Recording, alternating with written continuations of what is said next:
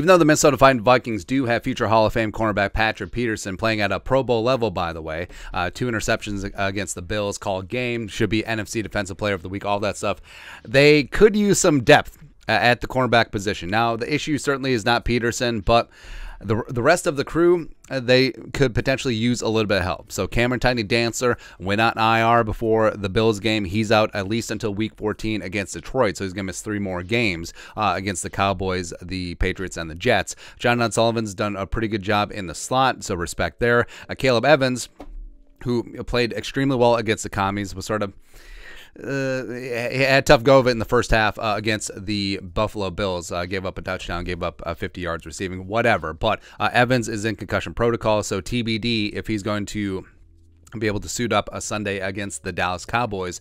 Then Andrew Booth Jr., his fellow rookie, second-round pick out of Clemson, he came in and was immediately targeted by Josh Allen and Stephon Diggs. So question marks there. Chris Boyd, the veteran, got that. And then also you got Duke Shelley, who was just signed to the 53-man rooster after Dantzler was put on IR. Shelley made one of the more underrated plays of the game, breaking up that pass against Dawson Knox in the front end of the end zone. Would have been the game winner.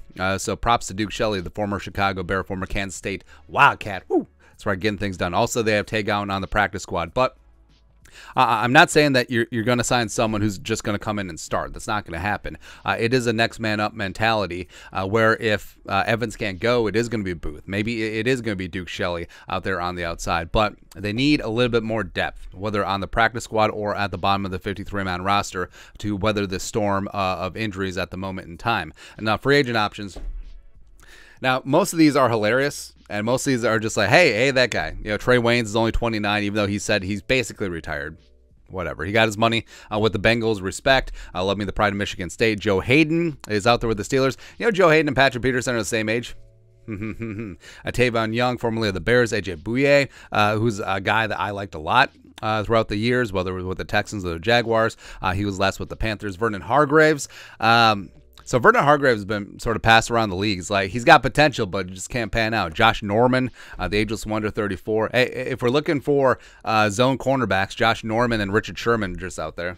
I mean, Richard Sherman's on the Amazon Prime Thursday Night Football. I'm sure he'd get off the desk. There you go. Jack Rabbit Jenkins, formerly great back in the day with the Rams and the Giants. Jason McCourty, even though he's on Good Morning Football and doing a really good job, by the way. I mean, it's about time Jason McCourty gets a championship ring. All those years with the Dolphins.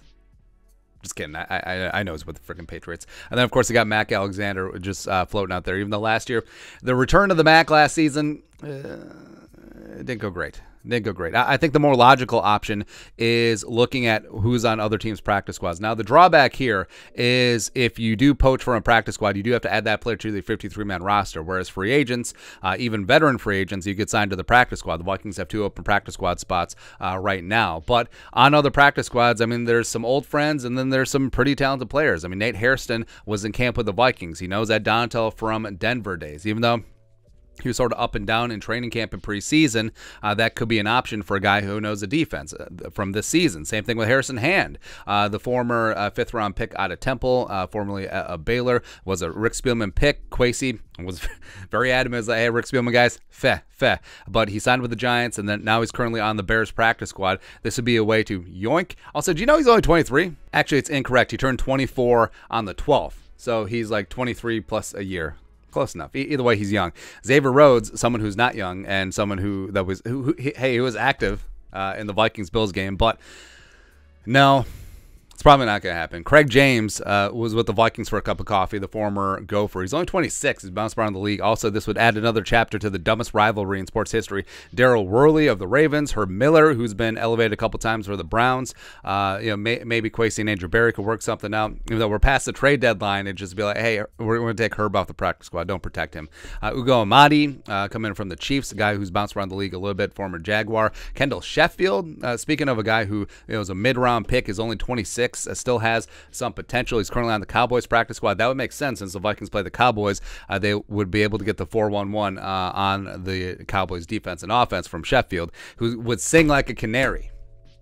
Who knows? Mario Goodrich. So Goodrich was a UDFA this year, and he's a guy that I really liked coming out of Clemson. You know, Goodrich was teammates with Boo Jr., so he got that chemistry, and I like Goodrich. I was surprised that he went undrafted, but he's currently on the Eagles practice squad. Now that would make sense because the Vikings-Eagles in the playoffs seems inevitable. And then, of course, you got Dylan Mabin, the Fordham Ram, former Viking, former Raider, bounced around the league, currently with the Falcons on their practice squad. So, I mean, the free agent options, they don't look great right now because that's kind of how it looks like, because it's a passer, get the passer, stop the passer league. I mean, cornerbacks are still at a premium, so I actually do think that signing a player off of the practice squad to the 53 would make the most sense at this point, because even though I like every single player here, you could use a couple more bodies. And yes, next man up mentality. That's why Evans stepped up in place of Dantzler. That's why Booth stepped up in place of Evans. That's why Duke Shelley got on the field, made one of the more underrated pass breakups of the game. You know, Chris Boyd, of course, can do it as well, but